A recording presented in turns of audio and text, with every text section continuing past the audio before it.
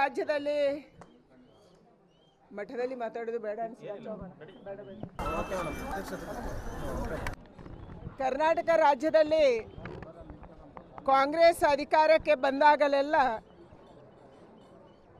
ಹಗರಣಗಳನ್ನು ನಾವು ಕೇಳ್ತಾ ಇದ್ದೀವಿ. ಈ ಬಾರಿ ಕಳೆದ 1 ವರ್ಷದಿಂದ ಕಾಂಗ್ರೆಸ್ ಆಡಳಿತದ ನೇತೃತ್ವದಲ್ಲಿ ಪ್ರತಿಯೊಂದು ಇಲಾಖೆಯಲ್ಲಿ ಕೂಡ ಹಗರಣ ನಡೀತಾ ಇದೆ. ಸಿದ್ದರಾಮಯ್ಯನವರನ್ನು ಒಬ್ಬ ಪ್ರಾಮಾಣಿಕ ಮುಖ್ಯಮಂತ್ರಿ ಅಂತ ನಾನು ಅಂದ್ಕೊಂಡಿದ್ದೆ. ಆದರೆ ಇವತ್ತು ಕೇಳಿ ಬರ್ತಾ ಇರುವಂಥ ಹಲವಾರು ಹಗರಣಗಳು ನಮ್ಮನ್ನು ಬೆಚ್ಚಿ ಬೀಳಿಸಿದ್ದಾವೆ.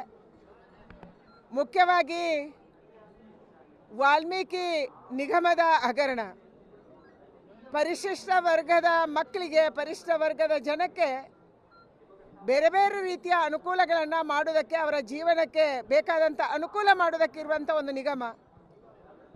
ಚಂದ್ರಶೇಖರ್ ಅವರು ಪತ್ರ ಬರೆದಿಟ್ಟು ಆತ್ಮಹತ್ಯೆಯನ್ನು ಮಾಡ್ಕೊತಾರೆ. ಇದರಿಂದ ಹಗರಣ ಹೊರಬರುತ್ತೆ.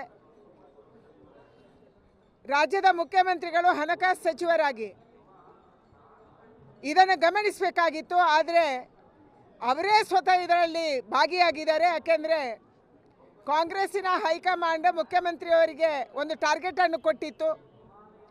ತೆಲಂಗಾಣದ ಚುನಾವಣೆಗೆ ಹಣವನ್ನು ಕೊಡಬೇಕು. ಇದನ್ನು ಭರಿಸುವುದಕ್ಕಾಗಿ ಇವತ್ತು ವಾಲ್ಮೀಕಿ ಅಭಿವೃದ್ಧಿ ನಿಗಮವನ್ನು ದುರುಪಯೋಗ ಮಾಡಿಕೊಳ್ಳುವಂಥದ್ದು ಬಹಳ ಸ್ಪಷ್ಟವಾಗಿ ಕಂಡು ಬರ್ತಾ ಇದೆ. ಬಂಜಾರ ಹಿಲ್ಸ್ ಹೈದರಾಬಾದಲ್ಲಿರುವಂಥ ರತ್ನಾಕರ್ ಬ್ಯಾಂಕ್ ಲಿಮಿಟೆಡ್ಗೆ ಬೇರೆ ಬೇರೆ ಖಾತೆಗಳಿಗೆ ಹಣವನ್ನು ಕಳಿಸಿ ಅಲ್ಲಿಂದ ವೈನ್ ಶಾಪ್ಗಳಿಗೆ, ಟೆಂಟ್ ಹೌಸ್ಗಳಿಗೆ ಬೇರೆ ಬೇರೆ ರೀತಿಯಲ್ಲಿ ಹಣವನ್ನು ವರ್ಗಾವಣೆ ಮಾಡಿದ್ದಾರೆ. ಬಹಳ ಸ್ಪಷ್ಟವಾಗಿ ಇದರಲ್ಲಿ ಗೊತ್ತಾಗ್ತಾ ಇದೆ. ಇದರಲ್ಲಿ ಕೇವಲ ನಾಗೇಂದ್ರ ಅಲ್ಲ, ಇದರಲ್ಲಿ ಮುಖ್ಯಮಂತ್ರಿಗಳು ಶಾಮೀಲಾಗಿದ್ದಾರೆ. ಎರಡನೇ ಹಗರಣ ಇವತ್ತು ಮೂಡ ಹಗರಣ. ಮೂಡ 1992ರಲ್ಲಿ 3.16 ಎಕರೆ ಜಮೀನನ್ನು ವಶಪಡಿಸಿಕೊಂಡಿತ್ತು. ಆವಾಗಲೂ ಸಿದ್ದರಾಮಯ್ಯನವರು ಮಂತ್ರಿಗಳು. ಪ್ರತಿಯೊಂದು ಹಂತದಲ್ಲಿ ಅದು ಯಾವಾಗ 4161 ಆಯಿತು, ಯಾವಾಗ ಅದು ಡಿನೋಟಿಫೈ ಆಯಿತು, ಈ ಎಲ್ಲ ಸಂದರ್ಭದಲ್ಲಿ ಕೂಡ ಸಿದ್ದರಾಮಯ್ಯನವರು ಒಂದಲ್ಲ ಒಂದು ಕಾನ್ಸ್ಟಿಟ್ಯೂಷನಲ್ ಪೋಸ್ಟ್, ಸಂವಿಧಾನಾತ್ಮಕ ಜಾಗದಲ್ಲಿ ಇದ್ದರು. ಇವಾಗ 14 ಸೈಟ್ಗಳನ್ನು ಸ್ವತಃ ಸಿದ್ದರಾಮಯ್ಯನವರ ಹೆಂಡತಿ ಪಡ್ಕೊಂಡಿರುವಂಥದ್ದು ಕಾನೂನು ಬಾಹಿರ ಇದೆ. 2017ರಲ್ಲಿ ಏನು 50-50 50-50 ಅಂತ ಹಂಚಿಕೆ ಆಗಬೇಕು ಅಂತ ಆಗಿತ್ತು. ಅದು ಕೇವಲ ಪ್ರಾಸ್ಪೆಕ್ಟಿವಲ್ಲಿ ಆಗಿತ್ತು, ಮುಂದೆ ಬರುವಂಥ ಸೈಟ್ಗಳಿಗೆ ಮಾತ್ರ ಆಗಿತ್ತು. ಆದರೆ ರಿಟ್ರೋಸ್ಪೆಕ್ಟಿವ್ ಆಗಿರಲಿಲ್ಲ. ಇವತ್ತು ಸಿದ್ದರಾಮಯ್ಯನವರು ಕ್ಲೈಮ್ ಮಾಡ್ತಾ ಇದ್ದಾರೆ, ನಮಗೆ ಕೂಡ ಪರಿಹಾರ ಸಿಗಬೇಕು. ಸಿದ್ದರಾಮಯ್ಯನವರು ನಿಮಗೆ ಯಾವುದಕ್ಕೆ ಪರಿಹಾರ ಸಿಗಬೇಕು? ಅವತ್ತು ಮೂಡದಲ್ಲಿ ಕಾನೂನು ಆಗಿರುವುದೇ ಪ್ರಾಸ್ಪೆಕ್ಟಿವ್ ಅಂತ ಆಗಿದೆ. ಬರುವಂಥ ದಿನಗಳಲ್ಲಿ ಜಮೀನು ವಶಪಡಿಸಿಕೊಂಡಾಗ ಅಂತ ಮಾತ್ರ ಆಗಿದೆ. ಹಿಂದೆ ವಶಪಡಿಸಿಕೊಂಡ ಜಮೀನಿಗೆ ಅಂತ ಆಗಿರಲಿಲ್ಲ.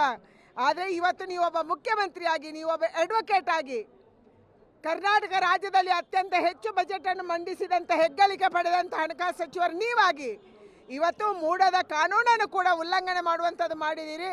ನಿಮ್ಮ ಮನೆಯವರು ಪಾರ್ವತಿ ಸಿದ್ದರಾಮಯ್ಯನವರು ಮೌನವಾಗಿದ್ದಾರೆ, ಯತೀಂದ್ರ ಅವರು ಮೌನವಾಗಿದ್ದಾರೆ, ಸಿದ್ದರಾಮಯ್ಯನವರು ಮೌನವಾಗಿದ್ದಾರೆ. ಮಾತ್ರ ಅಲ್ಲ, ತನಗೂ ಕಾಂಪೆನ್ಸೇಷನ್ ಬೇಕು ಅನ್ನುವಂಥದ್ದನ್ನು ಕೇಳ್ತಾ ಇದ್ದಾರೆ. ಅದಕ್ಕಾಗಿ ಇದನ್ನು CBI ತನಿಖೆ ಕೊಡಬೇಕು. ನವೆಂಬರ್ 2023ರಲ್ಲಿ ಮೈಸೂರಿನ DC ಅವರು ಪತ್ರ ಬರೆದಿದ್ದಾರೆ ಇಲಾಖೆಗೆ. ಇದರಲ್ಲಿ 1,000 ಕೋಟಿಗಿಂತಲೂ ಹೆಚ್ಚು ಹಗರಣ ಆಗಿದೆ. ಇದನ್ನು ತನಿಖೆಗೊಳಪಡಿಸಬೇಕು ಅನ್ನುವಂಥದ್ದನ್ನು ಮೈಸೂರಿನ DC ಅವರು ಪತ್ರ ಬರೆದಿದ್ದಾರೆ. ಈ ಪತ್ರದ ಆಧಾರದಲ್ಲಿ 1,000 ಕೋಟಿ ಹಗರಣ ಆದರೆ ಅದನ್ನು CBI ತನಿಖೆ ಕೊಡಬೇಕು. ನೀವು ಇದನ್ನು ಮುಚ್ಚಾಕಕ್ಕೆ ಹೊರಟಿದ್ದೀರಿ. ದೇಸಾಯಿ ಕಮಿಟಿಯನ್ನು ಮಾಡಿ ಇವತ್ತು ಯಾವ ರೀತಿ ಕೆಂಪಣ್ಣ ಆಯೋಗವನ್ನು ಮಾಡಿ ನೀವು ಅರ್ಕಾವತಿ ಲೇಔಟಿನ ಕೇಸನ್ನು ಮುಚ್ಚಿ ಹಾಕಿದ್ರು, ಅದೇ ರೀತಿ ಇವತ್ತು ಮೂಡ ಹಗರಣವನ್ನು ಮುಚ್ಚಿ ಹಾಕಕ್ಕೆ ಹೊರಟಿದ್ದೀರಿ. ಅದಕ್ಕಾಗಿ ಇದನ್ನು ತಕ್ಷಣ CBI ತನಿಖೆ ಕೊಡಬೇಕು. ಮತ್ತು ನೀವು ರಾಜೀನಾಮೆ ರಾಜ್ಯದಲ್ಲಿ ಮಠದಲ್ಲಿ ಮಾತಾಡೋದು ಬೇಡ ಕರ್ನಾಟಕ ರಾಜ್ಯದಲ್ಲಿ ಕಾಂಗ್ರೆಸ್ ಅಧಿಕಾರಕ್ಕೆ ಬಂದಾಗಲೆಲ್ಲ ಹಗರಣಗಳನ್ನು ನಾವು ಕೇಳ್ತಾ ಇದ್ದೀವಿ. ಈ ಬಾರಿ ಕಳೆದ 1 ವರ್ಷದಿಂದ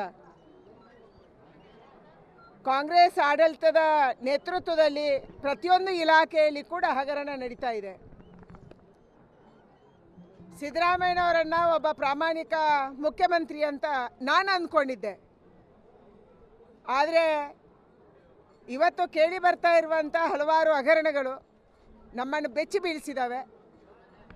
ಮುಖ್ಯವಾಗಿ ವಾಲ್ಮೀಕಿ ನಿಗಮದ ಹಗರಣ, ಪರಿಶಿಷ್ಟ ವರ್ಗದ ಮಕ್ಕಳಿಗೆ, ಪರಿಶಿಷ್ಟ ವರ್ಗದ ಜನಕ್ಕೆ ಬೇರೆ ಬೇರೆ ರೀತಿಯ ಅನುಕೂಲಗಳನ್ನು ಮಾಡೋದಕ್ಕೆ, ಅವರ ಜೀವನಕ್ಕೆ ಬೇಕಾದಂಥ ಅನುಕೂಲ ಮಾಡೋದಕ್ಕಿರುವಂಥ ಒಂದು ನಿಗಮ. ಚಂದ್ರಶೇಖರ್ ಅವರು ಪತ್ರ ಬರೆದಿಟ್ಟು ಆತ್ಮಹತ್ಯೆಯನ್ನು ಮಾಡ್ಕೊತಾರೆ. ಇದರಿಂದ ಹಗರಣ ಹೊರಬರುತ್ತೆ. ರಾಜ್ಯದ ಮುಖ್ಯಮಂತ್ರಿಗಳು ಹಣಕಾಸು ಸಚಿವರಾಗಿ ಇದನ್ನು ಗಮನಿಸಬೇಕಾಗಿತ್ತು. ಆದರೆ ಅವರೇ ಸ್ವತಃ ಇದರಲ್ಲಿ ಭಾಗಿಯಾಗಿದ್ದಾರೆ. ಯಾಕೆಂದರೆ ಕಾಂಗ್ರೆಸ್ಸಿನ ಹೈಕಮಾಂಡ್ ಮುಖ್ಯಮಂತ್ರಿಯವರಿಗೆ ಒಂದು ಟಾರ್ಗೆಟನ್ನು ಕೊಟ್ಟಿತ್ತು. ತೆಲಂಗಾಣದ ಚುನಾವಣೆಗೆ ಹಣವನ್ನು ಕೊಡಬೇಕು. ಇದನ್ನು ಭರಿಸುವುದಕ್ಕಾಗಿ ಇವತ್ತು ವಾಲ್ಮೀಕಿ ಅಭಿವೃದ್ಧಿ ನಿಗಮವನ್ನು ದುರುಪಯೋಗ ಮಾಡಿಕೊಳ್ಳುವಂಥದ್ದು ಬಹಳ ಸ್ಪಷ್ಟವಾಗಿ ಕಂಡು ಬರ್ತಾ ಇದೆ. ಬಂಜಾರ ಹಿಲ್ಸ್ ಹೈದರಾಬಾದಲ್ಲಿರುವಂಥ ರತ್ನಾಕರ್ ಬ್ಯಾಂಕ್ ಲಿಮಿಟೆಡ್ಗೆ ಬೇರೆ ಬೇರೆ ಖಾತೆಗಳಿಗೆ ಹಣವನ್ನು ಕಳಿಸಿ ಅಲ್ಲಿಂದ ವೈನ್ ಶಾಪ್ಗಳಿಗೆ, ಟೆಂಟ್ ಹೌಸ್ಗಳಿಗೆ ಬೇರೆ ಬೇರೆ ರೀತಿಯಲ್ಲಿ ಹಣವನ್ನು ವರ್ಗಾವಣೆ ಮಾಡಿದ್ದಾರೆ. ಬಹಳ ಸ್ಪಷ್ಟವಾಗಿ ಇದರಲ್ಲಿ ಗೊತ್ತಾಗ್ತಾ ಇದೆ. ಇದರಲ್ಲಿ ಕೇವಲ ನಾಗೇಂದ್ರ ಅಲ್ಲ, ಇದರಲ್ಲಿ ಮುಖ್ಯಮಂತ್ರಿಗಳು ಶಾಮೀಲಾಗಿದ್ದಾರೆ. ಎರಡನೇ ಹಗರಣ ಇವತ್ತು ಮೂಡ ಹಗರಣ. ಮೂಡ 1992ರಲ್ಲಿ 3.16 ಎಕರೆ ಜಮೀನನ್ನು ವಶಪಡಿಸಿಕೊಂಡಿತ್ತು. ಆವಾಗಲೂ ಸಿದ್ದರಾಮಯ್ಯನವರು ಮಂತ್ರಿಗಳು. ಪ್ರತಿಯೊಂದು ಹಂತದಲ್ಲಿ ಅದು ಯಾವಾಗ 4161 ಆಯಿತು, ಯಾವಾಗ ಅದು ಡಿನೋಟಿಫೈ ಆಯಿತು, ಈ ಎಲ್ಲ ಸಂದರ್ಭದಲ್ಲಿ ಕೂಡ ಸಿದ್ದರಾಮಯ್ಯನವರು ಒಂದಲ್ಲ ಒಂದು ಕಾನ್ಸ್ಟಿಟ್ಯೂಷನಲ್ ಪೋಸ್ಟ್, ಸಂವಿಧಾನಾತ್ಮಕ ಜಾಗದಲ್ಲಿ ಇದ್ದರು. ಇವಾಗ 14 ಸೈಟ್ಗಳನ್ನು ಸ್ವತಃ ಸಿದ್ದರಾಮಯ್ಯನವರು ಹೆಂಡತಿ ಪಡ್ಕೊಂಡಿರುವಂಥದ್ದು ಕಾನೂನು ಬಾಹಿರ ಇದೆ. 2017ರಲ್ಲಿ ಏನು 50-50 50-50 ಅಂತ ಹಂಚಿಕೆ ಆಗಬೇಕು ಅಂತ ಆಗಿತ್ತು.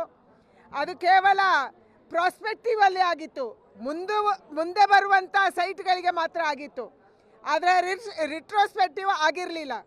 ಇವತ್ತು ಸಿದ್ದರಾಮಯ್ಯನವರು ಕ್ಲೈಮ್ ಮಾಡ್ತಾ ಇದ್ದಾರೆ, ನಮಗೆ ಕೂಡ ಪರಿಹಾರ ಸಿಗಬೇಕು. ಸಿದ್ದರಾಮಯ್ಯನವರು ನಿಮಗೆ ಯಾವುದಕ್ಕೆ ಪರಿಹಾರ ಸಿಗಬೇಕು? ಅವತ್ತು ಮೂಡದಲ್ಲಿ ಕಾನೂನು ಆಗಿರುವುದೇ ಪ್ರಾಸ್ಪೆಕ್ಟಿವ್ ಅಂತ ಆಗಿದೆ. ಬರುವಂಥ ದಿನಗಳಲ್ಲಿ ಜಮೀನು ವಶಪಡಿಸಿಕೊಂಡಾಗ ಅಂತ ಮಾತ್ರ ಆಗಿದೆ. ಹಿಂದೆ ವಶಪಡಿಸಿಕೊಂಡ ಜಮೀನಿಗೆ ಅಂತ ಆಗಿರಲಿಲ್ಲ. ಆದರೆ ಇವತ್ತು ನೀವೊಬ್ಬ ಮುಖ್ಯಮಂತ್ರಿಯಾಗಿ, ನೀವೊಬ್ಬ ಅಡ್ವೊಕೇಟ್ ಆಗಿ, ಕರ್ನಾಟಕ ರಾಜ್ಯದಲ್ಲಿ ಅತ್ಯಂತ ಹೆಚ್ಚು ಬಜೆಟನ್ನು ಮಂಡಿಸಿದಂಥ, ಹೆಗ್ಗಳಿಕೆ ಪಡೆದಂಥ ಹಣಕಾಸು ಸಚಿವರು ನೀವಾಗಿ ಇವತ್ತು ಮೂಡದ ಕಾನೂನನ್ನು ಕೂಡ ಉಲ್ಲಂಘನೆ ಮಾಡುವಂಥದ್ದು ಮಾಡಿದ್ದೀರಿ. ನಿಮ್ಮ ಮನೆಯವರು ಪಾರ್ವತಿ ಸಿದ್ದರಾಮಯ್ಯನವರು ಮೌನವಾಗಿದ್ದಾರೆ, ಯತೀಂದ್ರ ಅವರು ಮೌನವಾಗಿದ್ದಾರೆ, ಸಿದ್ದರಾಮಯ್ಯನವರು ಮೌನವಾಗಿದ್ದಾರೆ. ಮಾತ್ರ ಅಲ್ಲ, ತನಗೂ ಕಾಂಪೆನ್ಸೇಷನ್ ಬೇಕು ಅನ್ನುವಂಥದ್ದನ್ನು ಕೇಳ್ತಾ ಇದ್ದಾರೆ. ಅದಕ್ಕಾಗಿ ಇದನ್ನು CBI ತನಿಖೆ ಕೊಡಬೇಕು. ನವೆಂಬರ್ 2023ರಲ್ಲಿ ಮೈಸೂರಿನ DC ಅವರು ಪತ್ರ ಬರೆದಿದ್ದಾರೆ ಇಲಾಖೆಗೆ. ಇದರಲ್ಲಿ 1,000 ಕೋಟಿಗಿಂತಲೂ ಹೆಚ್ಚು ಹಗರಣ ಆಗಿದೆ, ಇದನ್ನು ತನಿಖೆಗೆ ಒಳಪಡಿಸಬೇಕು ಅನ್ನುವಂಥದ್ದನ್ನು ಮೈಸೂರಿನ DC ಅವರು ಪತ್ರ ಬರೆದಿದ್ದಾರೆ. ಈ ಪತ್ರದ ಆಧಾರದಲ್ಲಿ 1,000 ಕೋಟಿ ಹಗರಣ ಆದರೆ ಅದನ್ನು CBI ತನಿಖೆ ಕೊಡಬೇಕು. ನೀವು ಇದನ್ನು ಮುಚ್ಚಾಕಕ್ಕೆ ಹೊರಟಿದ್ದೀರಿ. ದೇಸಾಯಿ ಕಮಿಟಿಯನ್ನು ಮಾಡಿ ಇವತ್ತು ಯಾವ ರೀತಿ ಕೆಂಪಣ್ಣ ಆಯೋಗವನ್ನು ಮಾಡಿ ನೀವು ಅರ್ಕಾವತಿ ಲೇಔಟಿನ ಕೇಸನ್ನು ಮುಚ್ಚಿ ಹಾಕಿದ್ರು, ಅದೇ ರೀತಿ ಇವತ್ತು ಮೂಡ ಹಗರಣವನ್ನು ಮುಚ್ಚಿ ಹಾಕಕ್ಕೆ ಹೊರಟಿದ್ದೀರಿ. ಅದಕ್ಕಾಗಿ ಇದನ್ನು ತಕ್ಷಣ CBI ತನಿಖೆ ಕೊಡಬೇಕು ಮತ್ತು ನೀವು ರಾಜೀನಾಮೆಯನ್ನು ಕೊಡಬೇಕನ್ನುವಂಥ